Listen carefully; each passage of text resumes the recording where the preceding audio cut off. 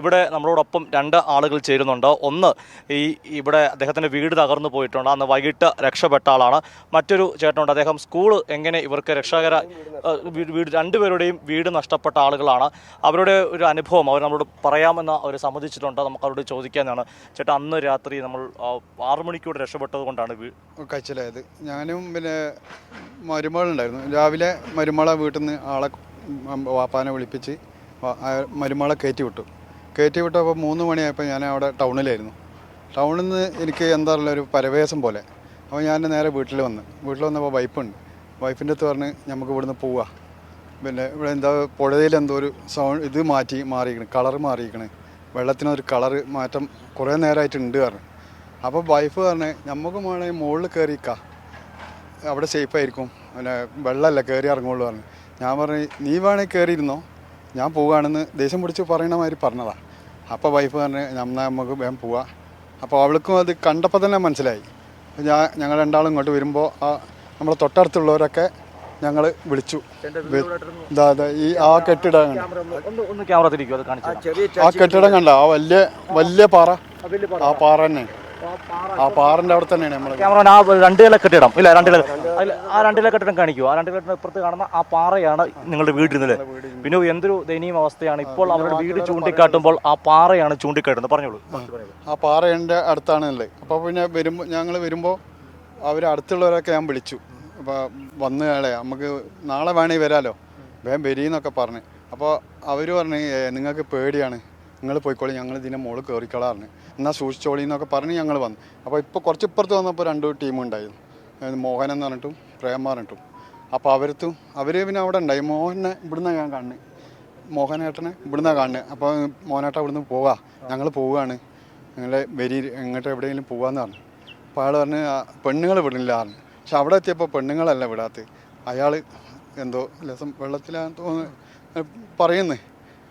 അങ്ങനെ നേരം വെളുത്ത് നോക്കുമ്പോൾ ചങ്ങ ഈ ലോകമൊക്കെ എങ്ങനെ. ഞാൻ ഇതിലേ വന്നിട്ടാണ് എൻ്റെ വീട് വന്ന് നോക്കിയത്.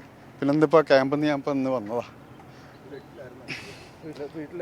വീട്ടിലെ ആരും കുഴപ്പമില്ല. ഞാൻ മുമ്പ് പറഞ്ഞ ആളുകൾ അടുത്തുള്ളവരൊക്കെ അവർ മുരുകൻ, തങ്കമ്മ, ജിഷ, പിന്നെ ഒരു കുട്ടി ഉണ്ടായി. കുട്ടീനെ അന്ന് തന്നെ പിറ്റേന്ന് തന്നെ ചാലിയാർന്ന് കിട്ടി.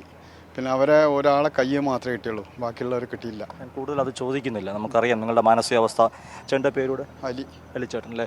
ചേട്ടൻ ഇവിടെ ചേട്ടൻ്റെ വീടും നഷ്ടപ്പെട്ടില്ല. എൻ്റെ വീട് ലേസപ്പുറത്താണ്, വില്ലേജ് റോഡിലാണ് എൻ്റെ വീടുള്ളത്. എൻ്റെ വീടിൻ്റെ അടുത്തുള്ള 2 ആൾ നഷ്ടപ്പെട്ടു. ഞങ്ങൾ വീട്ടിലുണ്ടായിരുന്നില്ല. അന്ന് വൈകുന്നേരം 6 മണിക്ക് ഇതേമാതിരിക്ക് എൻ്റെ മുകളിലൊരു തിണ്ടായിരുന്നു. ആ തിണ്ട് പൊട്ടും എന്നുള്ള പേടിക്ക് ഞാൻ കുട്ടികളോട് പറഞ്ഞിട്ട് ഞങ്ങൾ നീലിക്കാപ്പ് പറഞ്ഞ ഇവിടുന്ന് 1 കിലോമീറ്റർ അപ്പുറം നീലിക്കാപ്പ് പറഞ്ഞ സ്ഥലത്ത് പോയിട്ട് അവരവിടെ സുരക്ഷിതമാക്കി. ഞങ്ങളവിടെ കടന്നുറങ്ങി. 1:30 മണിക്കാണ് എൻ്റെ മോൻ്റെ ഫോണിൽ ഒരു കൂട്ടർ പിന്നെ ഇങ്ങനെ ചൂരമല ഉരുൾ പൊട്ടിക്കുന്നത്, ഞങ്ങൾ ടെറസിൻ്റെ മുകളിലാണ്, ഞങ്ങളെ രക്ഷപ്പെടുത്തണേ പറഞ്ഞിട്ട് അവിടുന്ന് 1 കിലോമീറ്റർ അവിടുന്ന് ഓടി വന്ന് കുറേ എണ്ണത്തിന് രക്ഷപ്പെടുത്തി.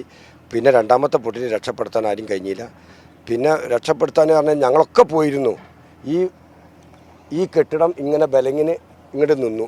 മരങ്ങൾ വന്നിട്ട് ബലങ്ങിന് ഇങ്ങോട്ട് നിന്നിട്ട് ഇതെന്ത് ചെയ്ത് ലേശം അങ്ങോട്ട് പോയിട്ടേ ഉള്ളൂ.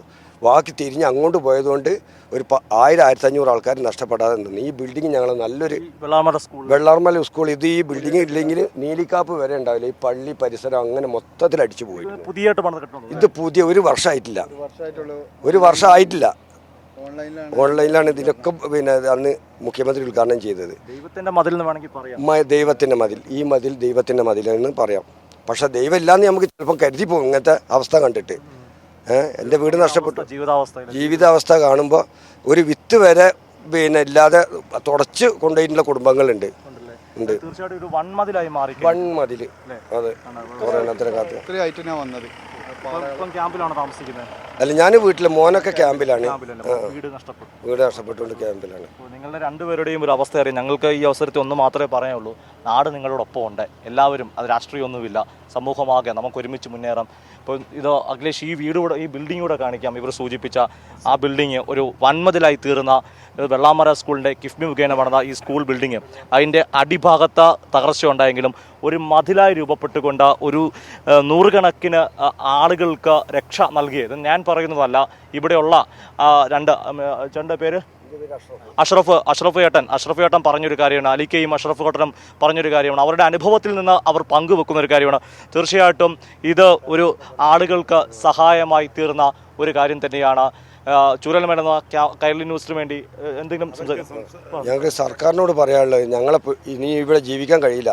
വീടില്ലാത്ത ഞങ്ങൾക്ക് ഇനി സർക്കാർ ഞങ്ങൾ ഇത് ചോദിച്ചു, ആ മല വീണ്ടും പൊട്ടാനുള്ള സാധ്യത ഉണ്ട്. ആ പൊട്ടിക്കഴിഞ്ഞാൽ ഇതേ ചോദ്യം മാധ്യമപ്രവർത്തകർ ചോദിച്ചു. ഇപ്പൊ സർക്കാർ മുഖ്യമന്ത്രി ഉൾപ്പെടെ നൽകിയൊരു മറുപടിയുണ്ട്. നിങ്ങൾക്ക് പുനരധിവസിപ്പിക്കുക എന്ന് പറഞ്ഞാൽ നിങ്ങൾക്ക് പറ്റുന്ന സ്ഥലം അത് നിങ്ങളോടുകൂടെ ആലോചിക്കും. നിങ്ങൾക്ക് നിങ്ങളുടെ കൂടെ ഉള്ള ആളോട് ആലോചിച്ചിട്ട് നിങ്ങൾക്ക് പറ്റുന്ന സ്ഥലത്തെ താമസിപ്പിക്കത്തുള്ളൂ. ഒരുപക്ഷെ ഇവിടെ തന്നെ ആകണമെന്നില്ല. ഇവിടെ നിങ്ങൾക്ക് ഇവിടെ പറ്റില്ല എന്ന് പറഞ്ഞാൽ ഇവിടെ, കാരണം നിങ്ങൾ ഇനിയും നമ്മൾക്ക് വേദനയാണ് അനുഭവിച്ചത്, വേദനയാണ്, കുറച്ച് ആളുകൾ നഷ്ടമായിട്ടുണ്ട്. എന്നാൽ പോലും ഇനിയുള്ള നിങ്ങളെപ്പോലുള്ളവരുടെ പൂർണ്ണ സുരക്ഷിതത്വം അതിന് ഞങ്ങൾ മാധ്യമങ്ങളും ഉണ്ടാവും. നിങ്ങൾക്ക് എവിടെയാണോ താമസ സൗകര്യം ഒരുക്കുന്നത് തീർച്ചയായിട്ടും നിങ്ങൾ പറഞ്ഞ കറക്റ്റ്, നമുക്ക് അതിൻ്റെ കൂടെ ഒപ്പം ഉണ്ടാകും. ഞങ്ങൾ കേരളമാകെ ഒപ്പം ഉണ്ടാകും. നന്ദിയൊന്നും ആവശ്യമില്ല, കാരണം നമ്മൾ കൂടെ നിൽക്കുക എന്നുള്ളത് നമ്മുടെ ആവശ്യമാണ്. ഇതാണ് ഇവർക്ക് പറയാനും ഉള്ളത്. ചൂരൽമല ക്യാമറമാൻ അഖിലേഷ് കുടുംബനൊപ്പം കൈരളി ന്യൂസിന് വേണ്ടി സുജു ടി ബാബു.